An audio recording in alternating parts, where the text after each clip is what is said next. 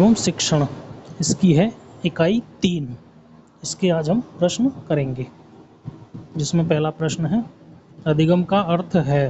Answer है सी, अभ्यास से होने वाले परिवर्तन। प्रश्न 2, अधिगम का संबंध है। सी, अपेक्षाकृत स्थायी परिवर्तन से। सीखना है। आंसर ए, सीखना एक प्रक्रिया है।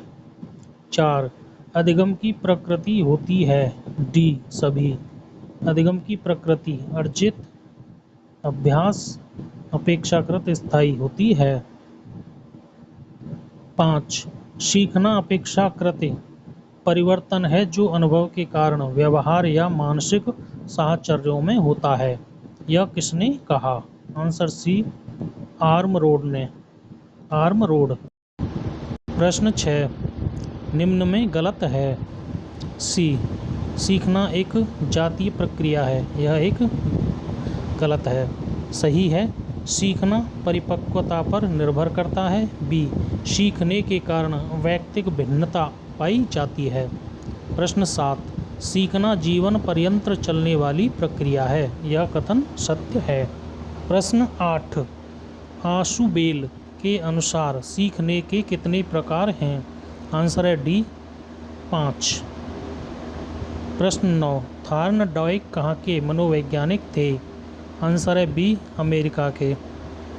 प्रश्न 10, थॉर्नडाइक ने सीखने के नियम को मुख्यतः कितने भागों में बांटा है?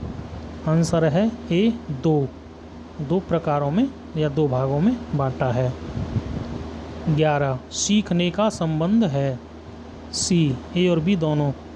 सीखने का संबंध औपचारिक और अनौपचारिक दोनों प्रकार से है। 12, बालक के समग्र व्यक्तित्व विकास में योगदान है। सी, ए और बी दोनों। ए, अनौपचारिक सीखना, बी, अनौपचारिक सीखना।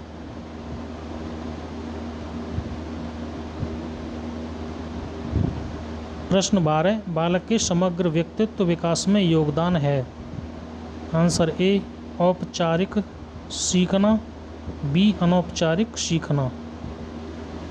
प्रश्न 13, पावलोव का सिद्धांत नाम से जाना जाता है। आंसर सी, अनुकूलन का सिद्धांत। 14, स्किनर का सीखने का सिद्धांत है। डी, इनमें से कोई नहीं। 15, शिक्षा मनोविज्ञान का केंद्र बिंदु है। आंसर बी, शिक्षण। शिक्षा मनोविज्ञान का केंद्र बिंदु शिक्षण है। 16, स्किनर किस देश के मनोवैज्ञानिक हैं? आंसर है ए, अमेरिका के। 17, पावलोव के अनुकूलन सिद्धांत का प्रतिपादन कब किया?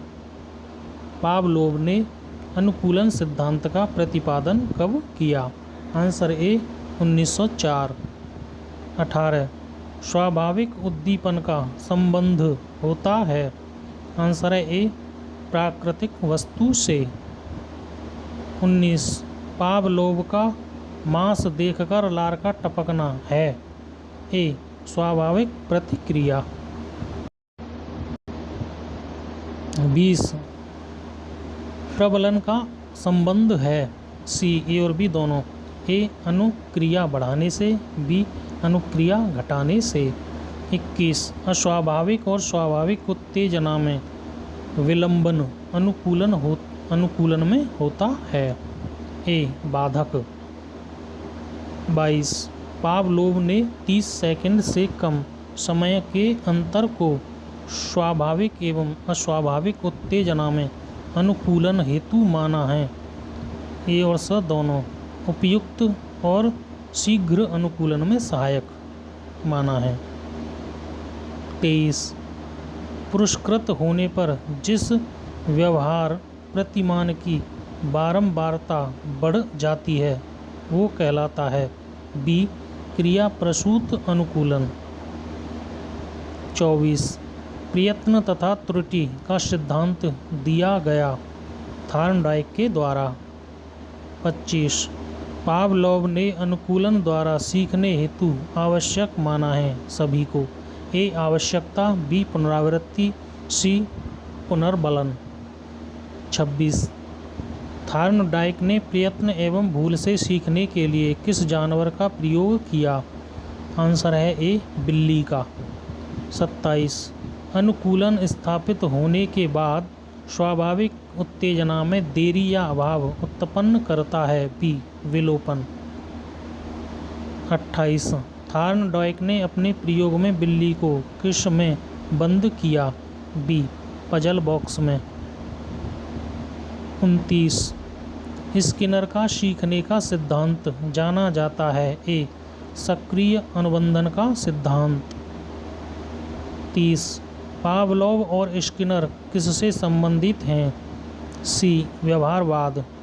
31 क्रिया प्रसूत सिद्धांत का संबंध किससे है? ए स्किनर। 32 स्किनर के सक्रिय अनुबंधन सिद्धांत को नाम से भी जाना जाता है। आंसर है ए और बी दोनों। ए प्रवर्तन अनुकूलन सिद्धांत या साधनात्मक अनुकूलन सिद्धांत। 33 स्किनर ने सक्रिय अनुबंधन का सिद्धांत कब दिया था? आंसर है बी 1938 में। थॉर्नडाइक की प्रयत्न एवं भूल में सीखने हेतु आवश्यक है, डी सभी प्रणोदन, बी सही प्रक्रिया का चुनाव, सी उद्देश्य रहित क्रियाएं। 35 प्रयत्न तथा भूल द्वारा सीखने में गलत अनुक्रिया है, ए घटती है। 36 पुनर्बलन सीखने को करती है, बी पुनर्बलन सीखने को बढ़ाती है। 37 नकारात्मक पुनर्बलन का उदाहरण है, बी पुरस्कार को रोक लेना। 38 अधिगम के क्षेत्र सिद्धांत में आता है, गेस्टाल्ट सिद्धांत में। अधिगम के क्षेत्र सिद्धांत में आता है गेस्टाल्ट सिद्धांत। 39 सीखने का गौण नियम दिया गया, बी थॉर्नडाइक द्वारा। टॉलमैन का सीखने का सिद्धांत नाम से जाना जाता है, डी चिह्न अधिगम सिद्धांत। 41 सूझ का सिद्धांत संबंधित है, सी गेस्टाल्टवाद से। 42 स्किनर के शिक्षण सिद्धांत में आवश्यक है सभी प्रवर्तन अनुक्रिया, बी प्रबलन, सी साधनात्मक अनुक्रिया। 43 स्किनर के अनुसार शिक्षण परिस्थिति में मिलता है, ए आंशिक पुनर्बलन। 44 असतत प्रबलन को स्किनर ने माना है, आंशिक प्रबलन। स्टिमुलस यानी उद्दीपन स्थानांतरण का संबंध है। 43 स्किनर के अनुसार शिक्षण परिस्थिति में मिलता है, ए आंशिक पुनर्बलन। 44 असतत प्रबलन को स्किनर ने माना है, ए आंशिक प्रबलन। स्टिमुलस यानी उद्दीपन स्थानांतरण का संबंध है, ए बी एफ स्किनर से। 46 प्रारंभ में सीखते समय प्राणी का व्यवहार या प्रतिक्रिया होती है, ए असंगठित। 47 सीखने की उत्तेजना अनुक्रिया सिद्धांत का सर्वप्रथम प्रयोग किया, ए थॉर्नडाइक ने। 48 कोहलर तथा कोफ्फा मनोवैज्ञानिक थे, ए गेस्टाल्टवादी।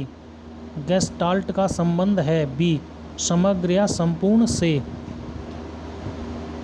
50 प्रणोदन का अर्थ है स शारीरिक रूप से उत्पन्न प्रेरणा। उद्दीपन या उत्तेजना है, बी बाह्य ऊर्जा। 52 परंपरागत अनुबंधन या अनुकूलन का सिद्धांत नाम से भी किसे जाना जाता है, ए सहचार्यात्मक सिद्धांत को। 53 एक अच्छा अधिगम निर्भर करता है, बी छात्रों की सक्रिय रुचि पर।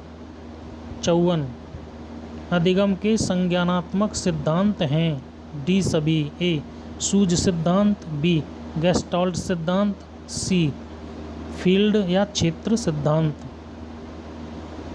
55 क्षेत्र का सिद्धांत किसके द्वारा दिया गया? बी. Kurt Lewin. 56. चिह्न अधिगम सिद्धांत दिया गया? ए. गुथरी. 57. कोहलर अपने सूझ के सिद्धांत प्रयोग में किस पर प्रयोग किया?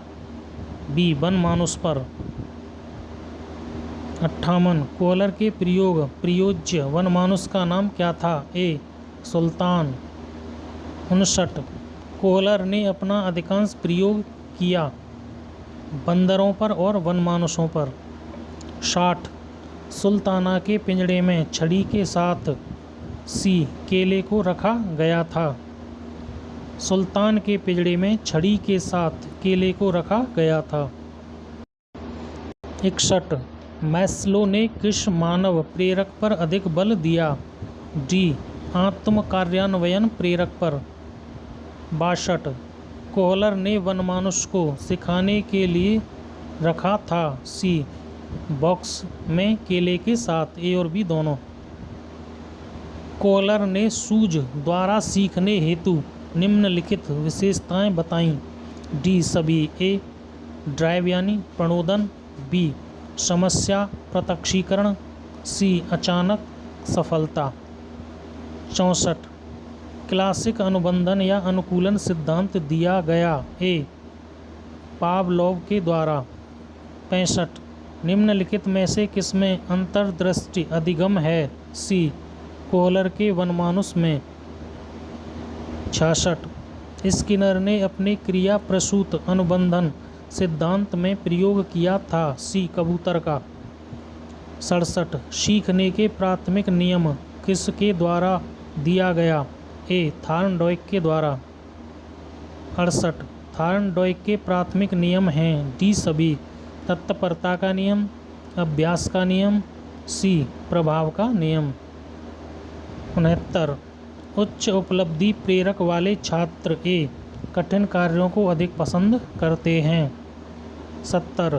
थॉर्नडाइक के प्राथमिक नियम पहला नियम है? बी. तत्परता का नियम.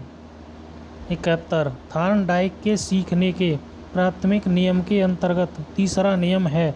ए. प्रभाव का नियम. 72. व्यवहार की अवधारणा सबसे पहले किसने दी?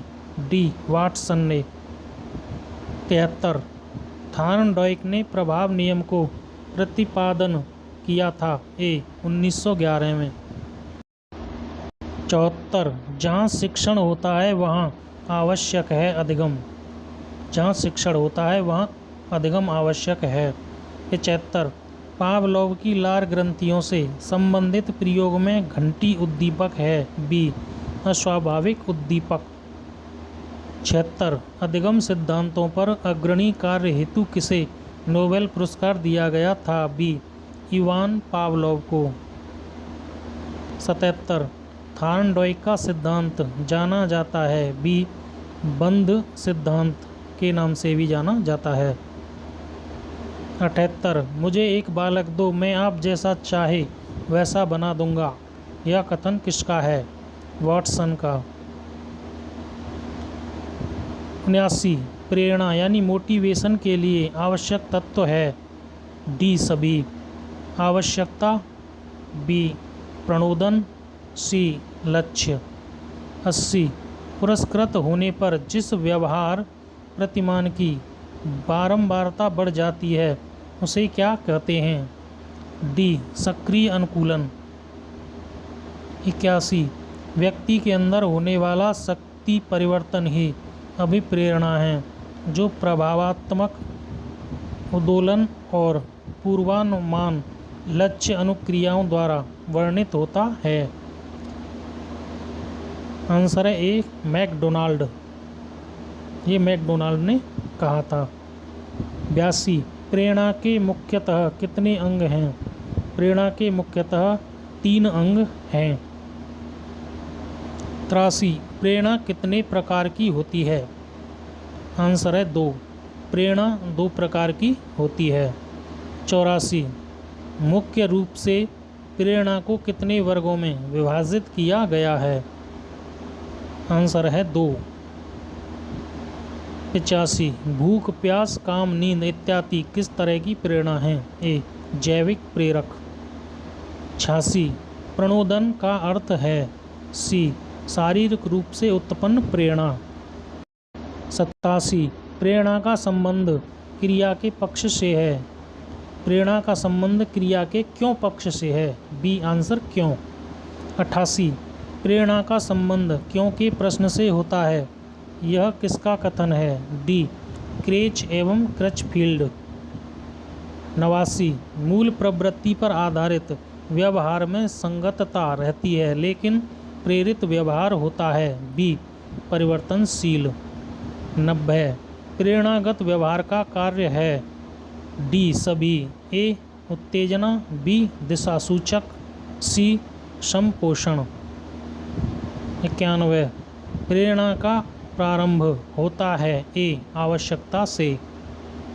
92 प्रेरणा की समाप्ति होती है? बी उद्दीपन प्राप्ति से। 93 उत्तेजना या उद्दीपन संबंधित होता है? ए बाह्य वातावरण से। 94 मैस्लो ने मानवीय आवश्यकताओं को कितने भागों में बांटा है? बी 4। मैस्लो की आवश्यकता का क्रम है? ए शारीरिक सुरक्षा, स्नेह तथा संबंध, सम्मान और आवश्यकता। 96 मैस्लो ने मानवीय आवश्यकता का वर्गीकरण कब प्रस्तुत किया था? बी 1954 में। 97 मैस्लो ने अभिप्रेरणा की आवश्यकता को कितने वर्गों में विभाजित किया था? डी 5 वर्गों में। 98 मैस्लो ने उच्च स्तर की आवश्यकताओं, सम्मान तथा यथार्थीकरण की प्राप्ति हेतु किसे प्रभावशाली माना है? ए आंतरिक अभिप्रेरणा को। 99 मैस्लो ने निम्न स्तरीय आवश्यकताओं हेतु किस अभिप्रेरणा को अधिक प्रभावशाली माना है? बी बाह्य अभिप्रेरणा को। 100 निम्न में से जैविक प्रेरक है? डी सभी। नींद, बी प्यास, सी भूख। नींद, भूख, प्यास ये सभी जैविक प्रेरक हैं। 101 थॉर्नडाइक ने योगदान दिया? सी शिक्षा मनोविज्ञान में। 102 अभिप्रेरणा स्वास्थ्य सिद्धांत का प्रतिपादन किया था? बी फ्रेडरिक हजबर्ग ने। 103 अभिप्रेरणा की प्रविधि है? डी सभी। प्रशंसा, नवीनता, पुरस्कार, स्मरण। 104 निम्नलिखित में से कौन अभिप्रेरणा की प्रविधि नहीं है? डी बाह्य प्रेरणा। कौन कौन सी हैं? ए आकांक्षा का स्तर, बी नवीनता, सी प्रगति का ज्ञान। ये अभिप्रेरणा की प्रविधि हैं। 105 प्रेरणा का प्रकार है? सी ए और बी दोनों। प्रेरणा का प्रकार सकारात्मक और नकारात्मक प्रेरणा दोनों प्रकार का है।